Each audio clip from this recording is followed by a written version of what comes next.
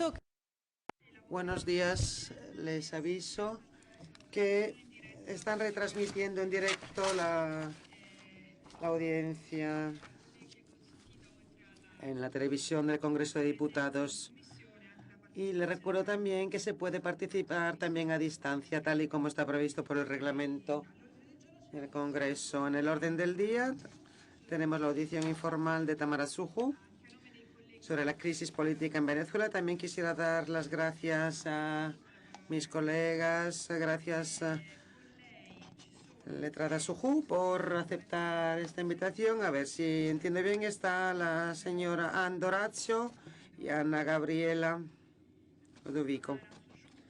Tamara Suju es una abogada penalista, activista de derechos humanos venezolana. Actualmente es directora ejecutiva del Centro de Estudios para América Latina, CASLA, que promueve los derechos humanos y proporciona apoyo legal a los presos políticos de los países latinoamericanos. Ha recogido un gran archivo de casos de tortura, violencia sexual y detenciones arbitrarias en Venezuela, un archivo lamentablemente un archivo muy grande, y en los últimos años ha recogido testimonios directos de más de 400 víctimas de violaciones perpetradas por el gobierno venezolano, realizadas, por tanto, de forma sistemática por parte del régimen de Maduro. En agosto de 2014, Suju pidió asilo político en la República Checa porque temía por su libertad e integridad física tras haber recibido muchas amenazas por parte del gobierno venezolano a causa de su trabajo. Dicho eso, cedo el uso de la palabra al abogado Suju para que presente su ponencia, su intervención. Muchísimas gracias por su atención. Quiero agradecer al presidente de la Comisión de Relaciones Exteriores de la Cámara de Diputados, Giulio Tremonti, a todos los miembros de esta comisión y en especial a la diputada Federica Honori por la organización de este evento. Muchas gracias. Venezuela vive hoy la represión y persecución sistemática y generalizada más cruel que se haya vivido los últimos 25 años. A pesar de que el Estado venezolano está siendo investigado por crímenes de lesa humanidad en la Corte Penal Internacional, lo cual no se escucha. Ok.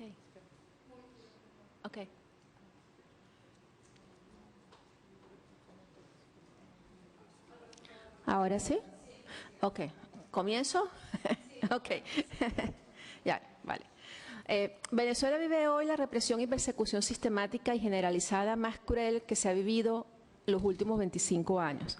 A pesar de que el Estado venezolano está siendo investigado por crímenes de lesa humanidad en la Corte Penal Internacional, lo cual supondría una alerta para el régimen, dichos crímenes no han disminuido, sino que han recrecido, y la planificación de la persecución y represión han evolucionado con los mismos altos responsables ya acusados a la cabeza, todos para permanecer en el poder como sea, ejecutando un fraude electoral a la vista de todos, negando lo más básico en las exigencias postelectorales en cualquier parte del mundo, como es el escrutinio de las actas. Al día de hoy, 3 meses después, el Estado se niega a publicarlas, pero la oposición venezolana sí lo ha hecho y las tienen organismos regionales y universales que demuestran sin duda alguna quién ganó las elecciones por gran mayoría. La represión generalizada de este año comenzó antes de las elecciones.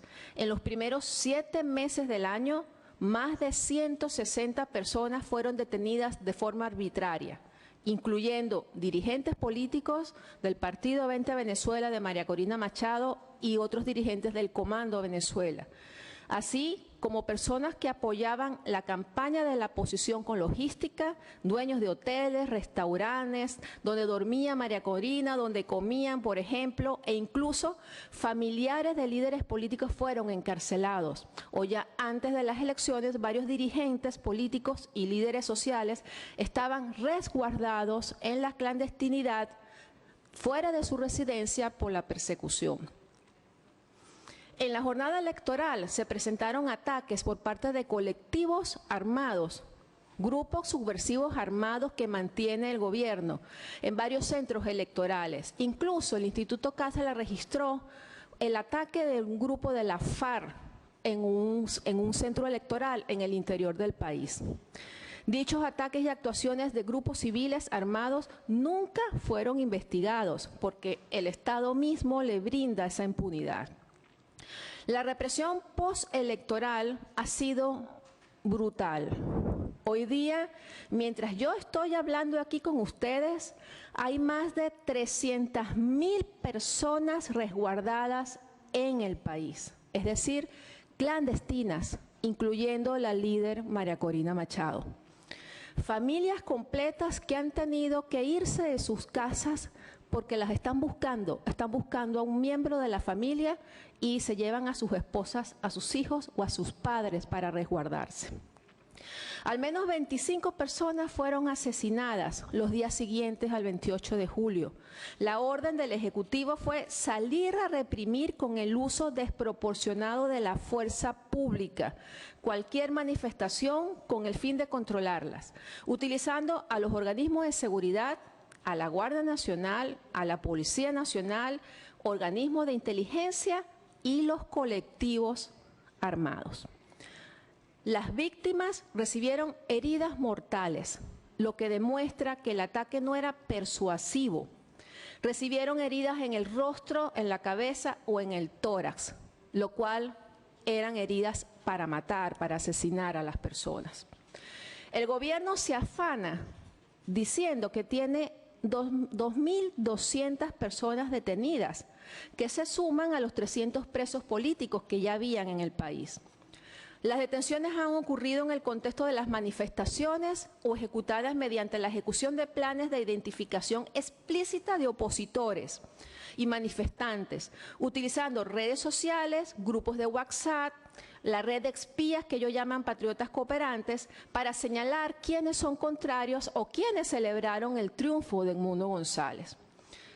La publicación de carteles con el rostro de activistas o miembros de partidos políticos, buscándolos en todo el país.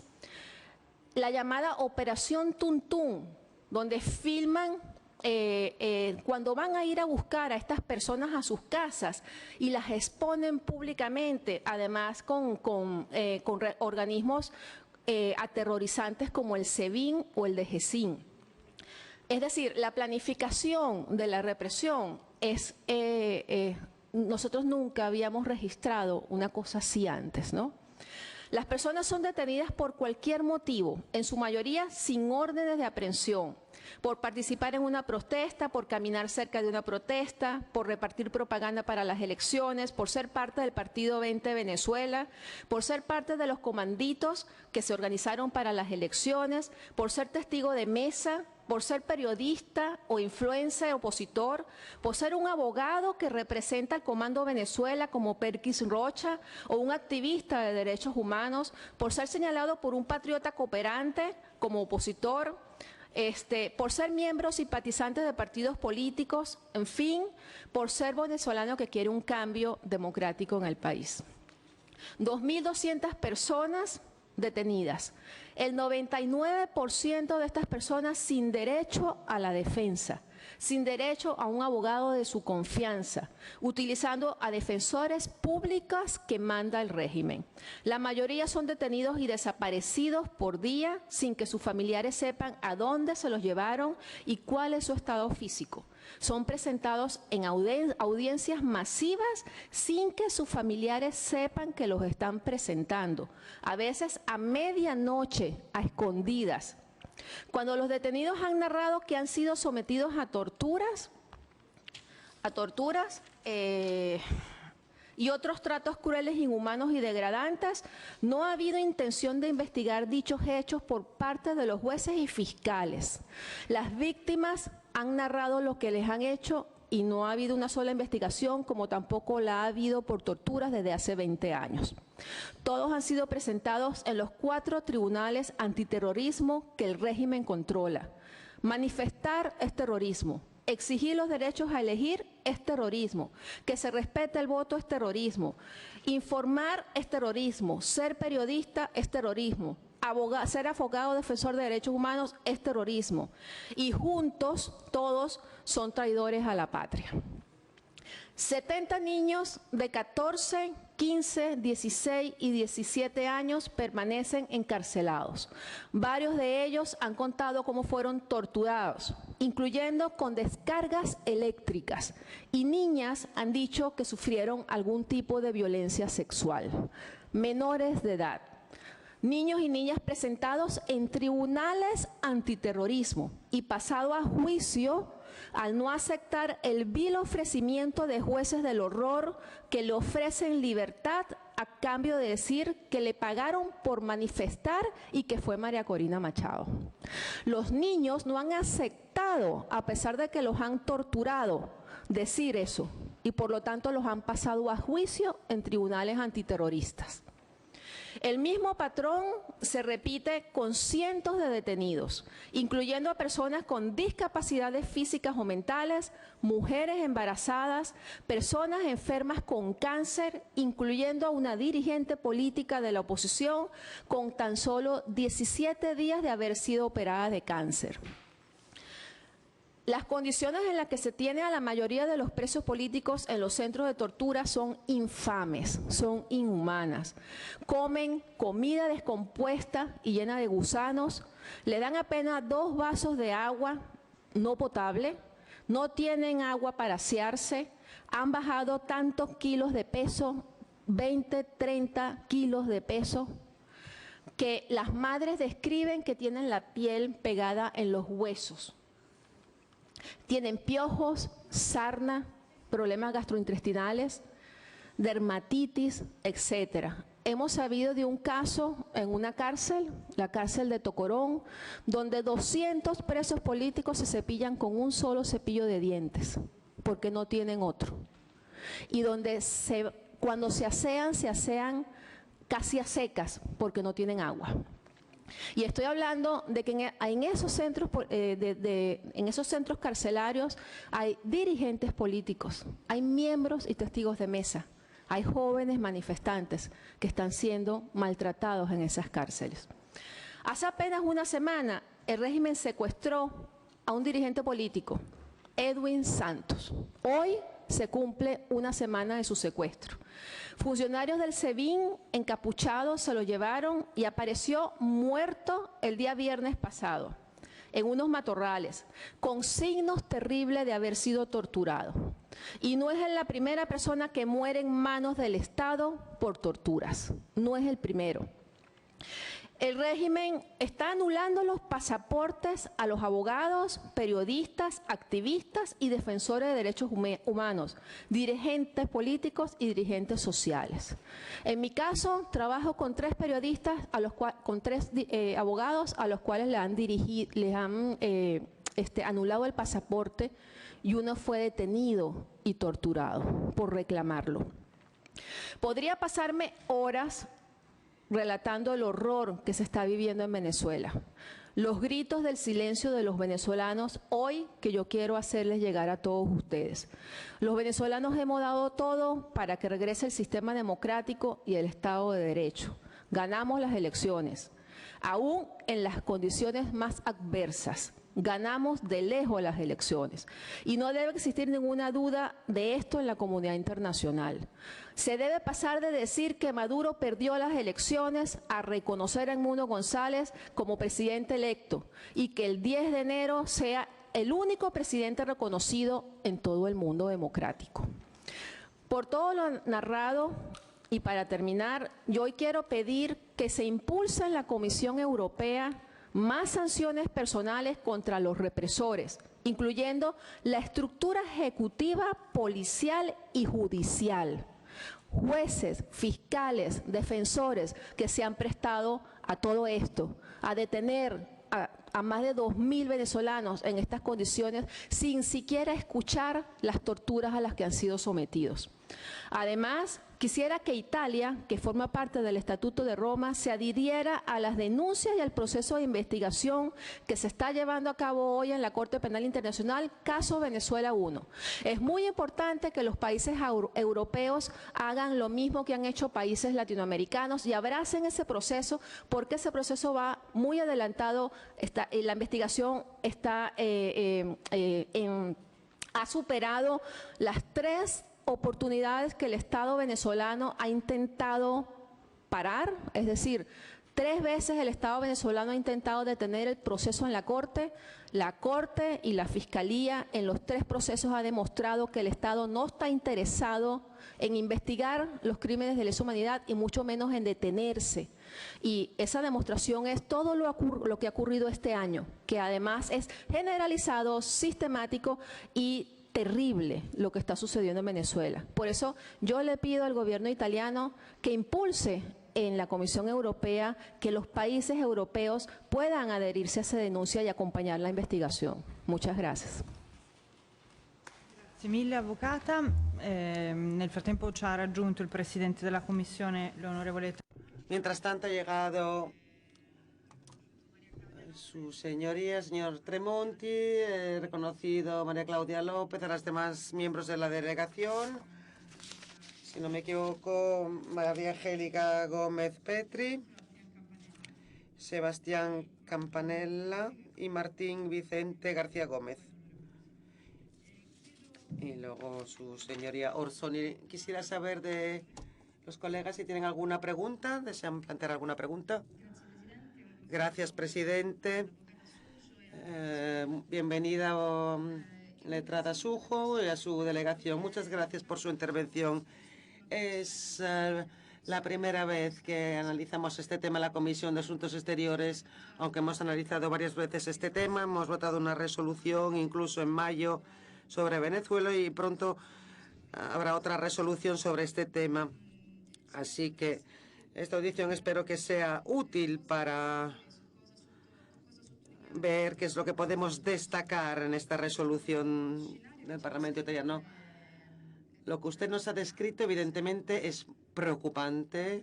Realmente es la represión más cruel que Venezuela ha vivido en estos últimos 25 años. Se está viviendo actualmente. Y hemos vivido con la diáspora, podríamos hablar de diáspora, porque en efecto hay muchas personas que se han visto obligadas a huir de Venezuela. En julio, durante las elecciones en Milán, vivimos con estas personas de la diáspora las esperanzas que sentían por estas elecciones y la tristeza que sintieron al ver que no se reconocían los resultados de las elecciones. Yo quisiera, por favor, que usted nos contara de forma más pormenorizada su actividad ante el Tribunal Penal Internacional, por favor. Háblenos un poco más de su labor. ¿Y usted qué cree que puede hacer Italia, por favor? Díganos. ¿En qué líneas de acción podríamos avanzar y de qué forma podríamos apoyar al pueblo de Venezuela? Gracias.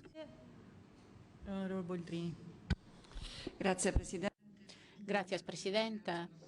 Muchísimas gracias a la abogada Suju y gracias también a la delegación que la acompaña.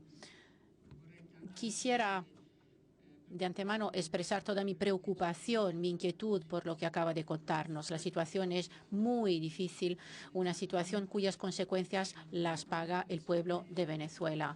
Una situación de violación de los derechos fundamentales, de violencias, de represión en la sangre de la oposición y de cualquier persona no quiera sostener el régimen de Maduro. Veo que usted vive en exilio desde el año 2014 y entonces mi pregunta es la siguiente. ¿Desde cuándo en Venezuela ha empezado una situación que no respeta el pluralismo político, de las oposiciones? ¿A partir de qué momento todo esto empezó? ¿A partir de qué momento se ha empezado a no respetar los grupos que no apoyan al presidente Maduro? Porque si usted en 2014 recibió el estatus de refugiado político en República Checa, esto significa, creo yo, que ya en aquel entonces la situación para usted era difícil, una situación de persecución, tanto que se reconoció. Por esto le pregunto, ¿qué ha ocurrido en el país en los últimos años? ¿Cuándo este país ha tenido que encarar un régimen de represión como este? ¿Y cómo desde la diáspora usted ha logrado documentar las violaciones de derechos humanos? ¿Cómo ha alcanzado a tener las pruebas? Usted decía que sus colaboradores, por ejemplo, no pueden viajar ya que ya no tienen sus pasaportes. Entonces, en esos últimos años, ¿cómo ha logrado documentar estas 400 víctimas de violación? ¿Cómo ha recogido las pruebas? Entonces, estas son mis preguntas. Uno, en su experiencia, ¿cuándo empezó este tipo de opresión contra la libertad? Y ¿cómo ha podido trabajar en esos últimos años? Y otra pregunta, ¿esa actividad usted la hace también en coordinación con otras realidades del país? Yo hago estas preguntas, abogado, porque nosotros, como Comité de los Derechos Humanos de nuestro Congreso, esa es la Comisión de Asuntos Extranjeros, en el marco de la que existen varios comités. Uno es el que yo presido, que se ocupa justamente de los derechos humanos. Y pensábamos organizar una visita a Venezuela. Hoy lo estábamos hablando con el presidente Tremonti y con los compañeros que podrían participar en esta visita.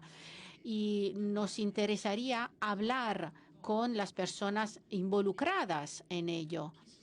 ¿Y quién son hoy las personas más expuestas a la persecución, aparte de la oposición política? Son también, por ejemplo, los sindicatos, son también las asociaciones de la sociedad civil, las asociaciones de mujeres, la prensa. ¿Quién, según su parecer, quién son las personas que deberíamos escuchar, que deberíamos encontrar si lográramos hacer una visita allí en el país para comprender cuál es la situación de los derechos humanos a Venezuela?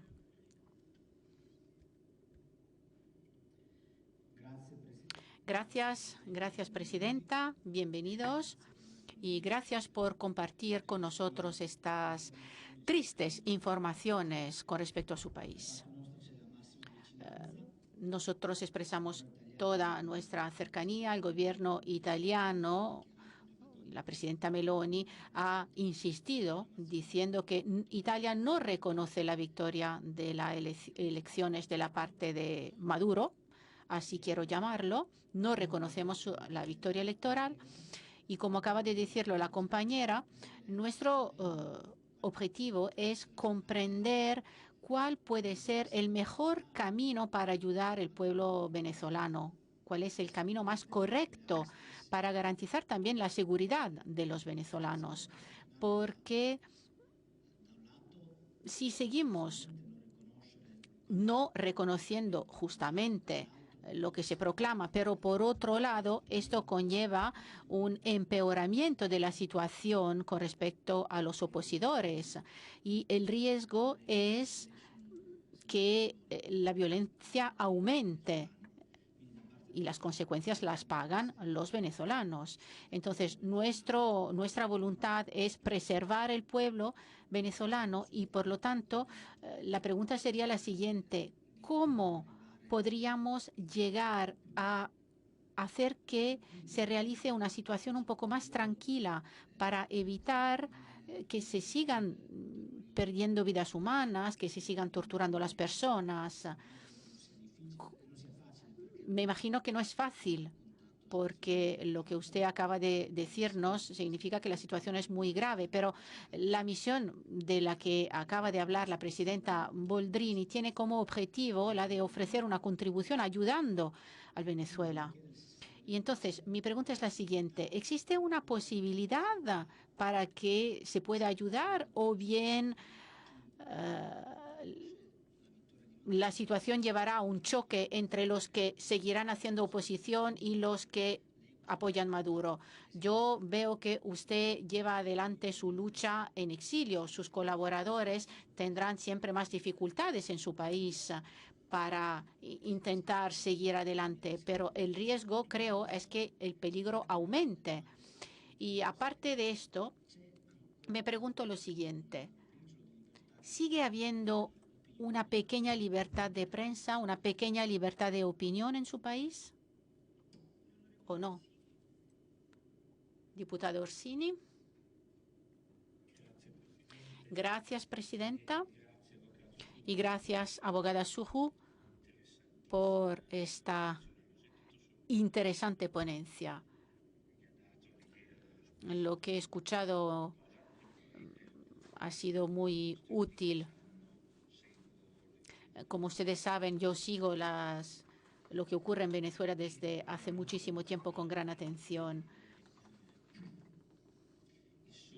Me preocupa ver el sueño de libertad de un pueblo que, una vez más, ha sido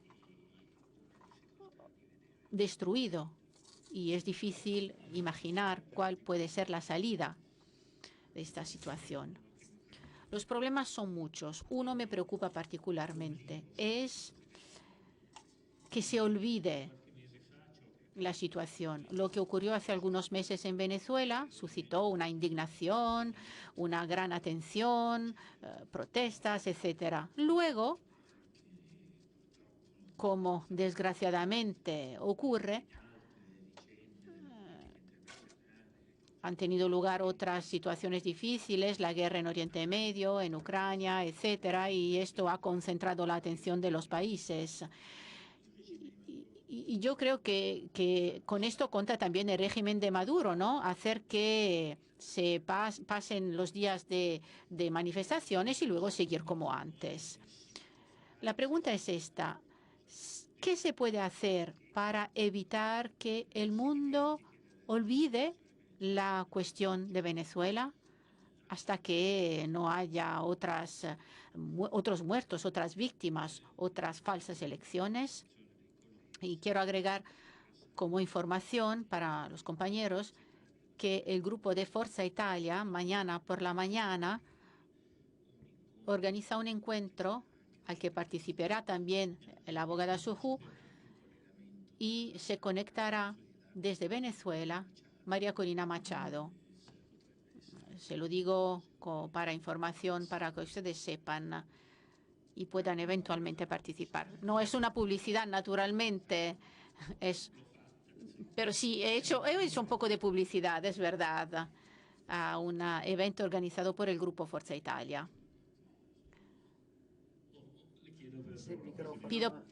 Pido perdón por insistir. La señora hablaba sin micrófono. Lo sentimos muchos. Esto era la pregunta. Gracias.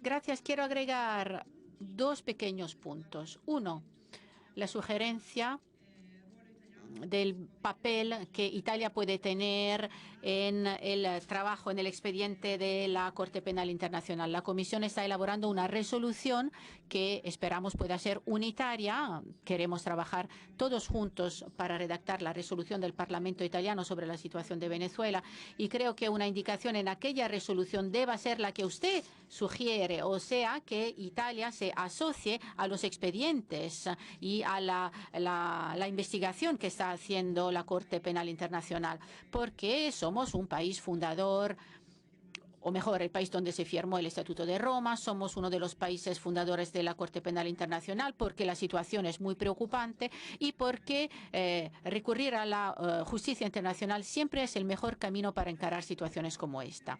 El segundo punto que quería subrayar ya lo evidenció el compañero Lo Pérfido. O sea, ahora se están llevando adelante una serie de intentos de negociación para reunirse en una mesa nacional. La situación es muy complicada, pero son muchos los temas que, por ejemplo, tienen que ver también con los vínculos entre el régimen venezolano y las redes criminales, tráfico de drogas, redes de Hezbollah. O sea, la situación es muy complicada en Venezuela y una situación de este tipo se puede encarar solamente en el marco de un diálogo nacional, pero desde su punto de vista, o sea, desde el punto de vista de una persona que se ha comprometido para documentar los derechos humanos, para proteger los derechos humanos. En las situaciones de transición siempre se ha trabajado en el tema de los derechos humanos, de las amnistías, del perdón. Entonces, ¿cuál puede ser el camino para presentar una buena propuesta de mediación, tanto para proteger las víctimas de los crímenes de derechos humanos y también para encarar los que han llevado adelante estos crímenes? ¿Qué tipo de propuesta de mediación podemos ofrecer? Yo creo que nuestro país debería tener un papel en ese sentido. Y entonces, ¿usted qué opina? Le paso la palabra, abogada.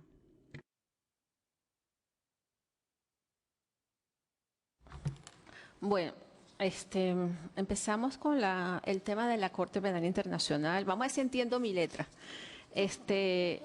Yo voy a decir algo muy práctico. El régimen de Maduro teme dos cosas, una más que la otra, ¿no? Le teme a las sanciones, sobre todo las sanciones personales, ¿no? Las sanciones económicas, por supuesto, también, ¿no? Pero las sanciones personales a criminales, contra los que cometen crímenes de lesa humanidad, ellos le temen por el tema de la justicia universal, ¿no? Y es importante seguir promoviéndolas, porque es que los criminales se han multiplicado y personas como lo que les decía anteriormente del aparato de justicia creen que no los van a tocar, ¿no? Los jueces, los fiscales, que tienen tanta culpa como los organismos de seguridad del Estado, creen que no los van a tocar y entonces hacen lo que están haciendo con los detenidos, ¿no? El régimen le teme a las sanciones, pero le teme más aún a la justicia. Y le teme tanto a la justicia que ha hecho lo que ha hecho para evitar que el proceso en la Corte Penal Internacional continuara. Y lo alargó durante casi 2 años a través de apelaciones inútiles, porque por supuesto la Fiscalía de la Corte Penal Internacional demostró que el régimen no está interesado en investigar los crímenes ni en juzgar a los altos responsables. Es más, el régimen no reconoce que cometió crímenes de lesa humanidad. Dice que son violaciones de derechos humanos y en algunos casos excesos policiales, para empezar, ¿no? Por lo tanto, la línea de acción con la Corte Penal Internacional es muy importante. ¿Por qué yo digo que es lo que más teme el régimen?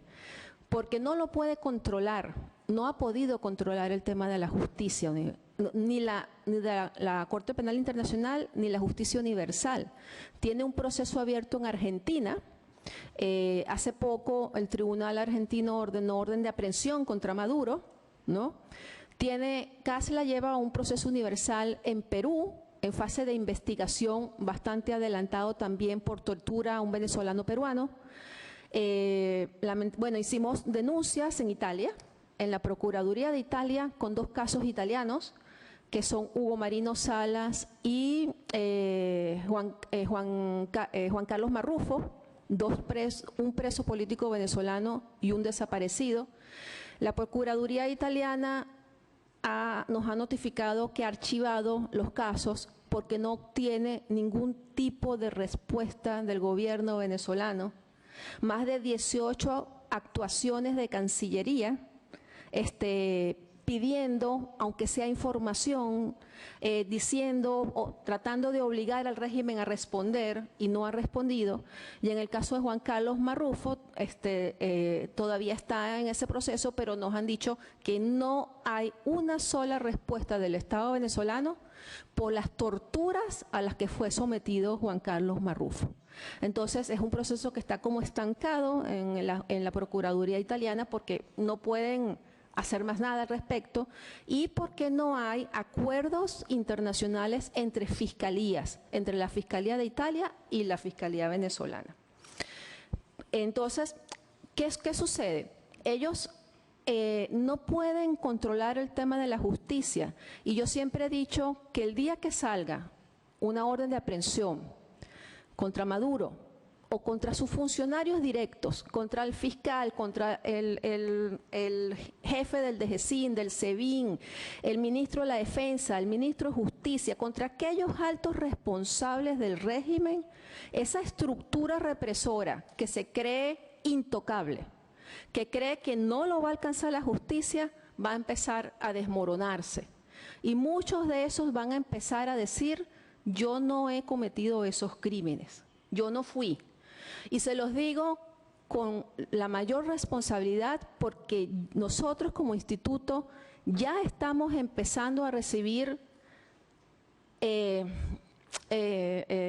¿cómo se dice? Información de personas del régimen que nos hacen llegar información que nosotros investigamos para que no estén involucrados en crímenes de lesa humanidad y poder conversar con ellos, y nos han hecho llegar material importantísimo, clave para la Corte. Y todavía no han dictado una orden de aprehensión. Imagínense si eso sucediera y el caso avanzara en la Corte en ese sentido, ¿no? Por eso es que es tan importante el proceso en la Corte y acompañarlo y que Italia pudiera ser el primer país europeo en adherirse a ese proceso. O sea, lo hizo hace poco Uruguay se adhirió, son 7 países los que ya se han adherido a la Corte Penal Internacional, eso es muy importante. Un país, un Estado parte del estatuto solicitó orden de aprehensión internacional a la Corte, que es el gobierno argentino, y estamos trabajando para que otros gobiernos también hagan lo mismo y soliciten órdenes de aprehensión. Entonces, a la pregunta de ustedes de la importancia de que Italia acompañe este proceso, sería primero, un apoyo al trabajo que se está haciendo desde la Corte, que está siendo muy atacada por el caso Venezuela, y segundo, estar ahí observando ese proceso. Sería fundamental para los venezolanos. La siguiente pregunta es, ¿cuándo creo yo que comenzó todo esto? Ya va. ¿Desde cuándo se están cometiendo crímenes de lesa humanidad en Venezuela? ¿Desde cuándo nosotros hemos registrado crímenes de lesa humanidad en Venezuela? Yo les quiero comentar que todo esto comenzó cuando llegó Chávez al poder. El primer perseguido de Hugo Chávez fue un periodista, el dueño del diario semanal, perdón, del semanario La Razón. En el año 2000, el dueño del semanario La Razón tuvo que irse del país por persecución del régimen. Y ese caso lo registramos nosotros. Lo registré yo como abogado desde ese entonces.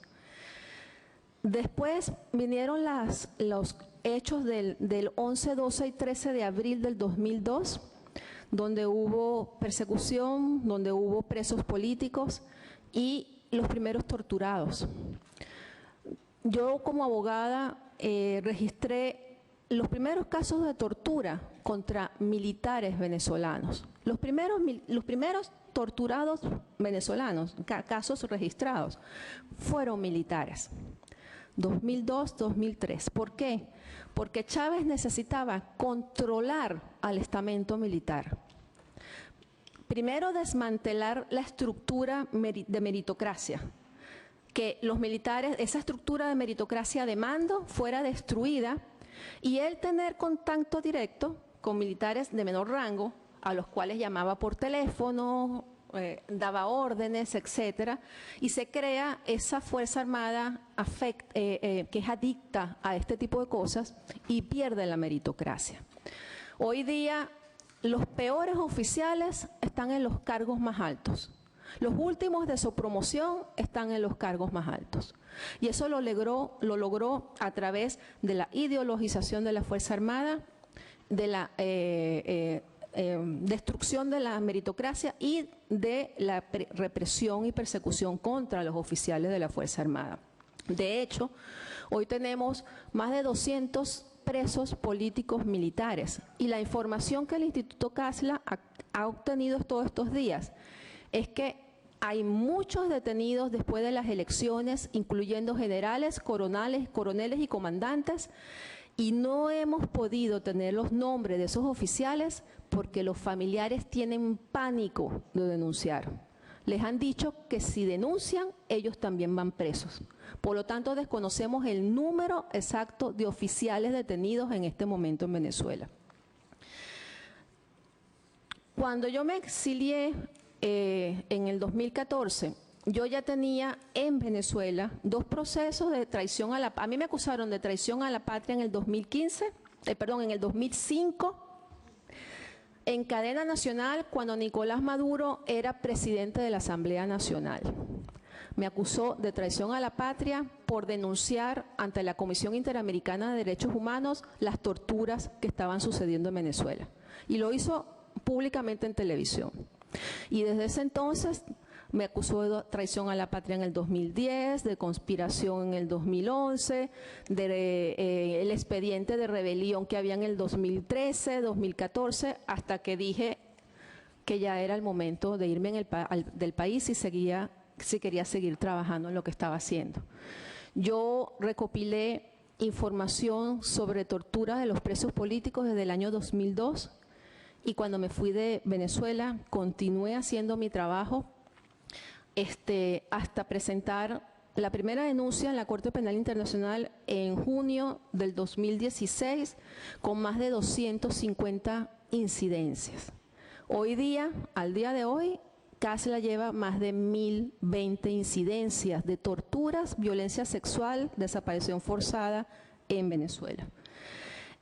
No solamente ha sido este trabajo, un trabajo importante del por qué la Corte avanza, es demostrar, me quedan 5 minutos, es demostrar por qué es planificado. Es muy importante demostrar por qué es planificado. ¿Qué hizo Chávez, aparte de desmantelar la Fuerza Armada? Secuestrar el Poder Judicial. Eso era básico, eso era importantísimo.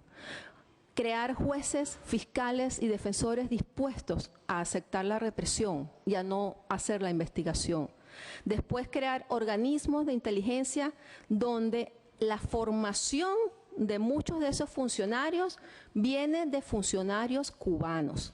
Y yo quiero que eso quede aquí porque es muy importante. CASLA en el mes de marzo de este año denunció a Cuba por crímenes de lesa humanidad ejecutados en Venezuela. Nosotros hemos obtenido no solamente relatos de venezolanos torturados y violados por funcionarios cubanos dentro de los organismos de inteligencia, sino también hemos obtenido testimonios de oficiales y funcionarios de cómo fueron formados para torturar y de cómo esa planificación de construcción de cárceles, remodelación de cárceles de tortura y planificación de las zonas, cómo está distribuida Venezuela, ahí están oficiales cubanos dirigiendo la represión. Otra de las preguntas, ¿cuál es el mejor camino para ayudar? El mejor camino para ayudar, yo entiendo que todos busquen cómo hacer una vía para una transición pacífica. Esa vía para la transición pacífica, la única forma, como yo la veo, es acorralando al régimen con sanciones, con la justicia internacional, pero además que no bajen la voz. ¿Qué está pasando ahora en Venezuela? Que los venezolanos creen que los hemos olvidado, que no saben, que no se escucha, como yo les decía, el sonido del silencio, del terror que están viviendo los venezolanos en Venezuela. Imagínense ustedes, más de 300.000 personas escondidas, ¿cómo se enteran de lo que está pasando? ¿Cuál es la esperanza que tienen ellos de salir adelante? Si lo que están es tratando de buscar cómo salen del país porque cuando regresan a su casa los apresan, ¿no? Maduro quiere organizar unas regionales y unas elecciones regionales para pasar la página. ¿Con quién va a organizar eso es ilógico pensar que se pueden organizar unas elecciones de nuevo. Ilógico, sobre todo después de lo que se ha demostrado y de la situación en la que están viviendo los venezolanos. Una transición, una mediación puede ser cómo vas a salir y para dónde te quieres ir. Porque no es que no tenga un país donde irse, tiene muchos países donde irse que no están o no forman parte del Estatuto de Roma. Que se vaya a Rusia, a China, a Nicaragua, a Bielorrusia, a Corea del Norte si quiere, ¿no? Sí tiene donde irse, lo que pasa es que le gusta vivir bien. Le gusta vivir como vive, porque están viviendo como jeques en Venezuela, son los dueños de las minas. Yo he denunciado muchas veces que Maduro puede estar financiando, aunque ustedes no me crean, la guerra de Ucrania. El tráfico de oro, de coltán, de rodio, que sale de Venezuela sin pasar por los mecanismos de control ni por el Banco Central, en barcos, en aviones, a Rusia, a Irán y a Turquía, puede estar financiando cualquier cosa en el mundo. No es que Venezuela es una esquina donde solamente pasan cosas en Venezuela, no, no. Venezuela es un triángulo del mal en el mundo. Allá tenemos bases iraníes, bases rusas en Venezuela. Somos la cabeza de entrada de estos dos países a América del Sur. Y yo no sé si ustedes saben que la arena del oro venezolano tiene el mayor porcentaje del mundo del rodio. El rodio es el mineral más caro del mundo. Y esta arena va directo a Rusia y Rusia vende ese rodio. Es decir, no nos vean como un problema aislado, somos un problema mundial, somos una estructura criminal. Y los criminales entienden solamente por la fuerza, porque ellos están totalmente apoltronados en Venezuela y lo han logrado con el terrorismo de Estado que han implantado a todos los venezolanos. Los venezolanos en este momento tienen la fuerza de que ganaron, la fuerza de la esperanza y de que la comunidad internacional no los deje solos y no los abandone. Es decir que solamente tiene que venir de los venezolanos la salida, ¿qué más quieren de nosotros? O sea, lo dimos todo en esas elecciones, fuimos sin condiciones, sin observadores y demostramos que ganamos y ganamos por mayoría. Entonces, yo creo que ahora la comunidad internacional tiene que poner más aún, más de su parte y empujar para que el 10 de enero el único presidente que se reconozca en Venezuela sea Edmundo González. Muchas gracias. Molte grazie alla dottoressa Sougou e alla delegazione. Gracias, letrada, y por supuesto seguiremos siguiendo de cerca los temas, los asuntos de Venezuela. Llevamos más de 10 años con este tema, lamentablemente. Muchas gracias, les deseamos un buen trabajo y por supuesto cuenten con nuestro apoyo, sobre todo en cuanto a derechos humanos y en un proceso político con vistas a la transición en Venezuela.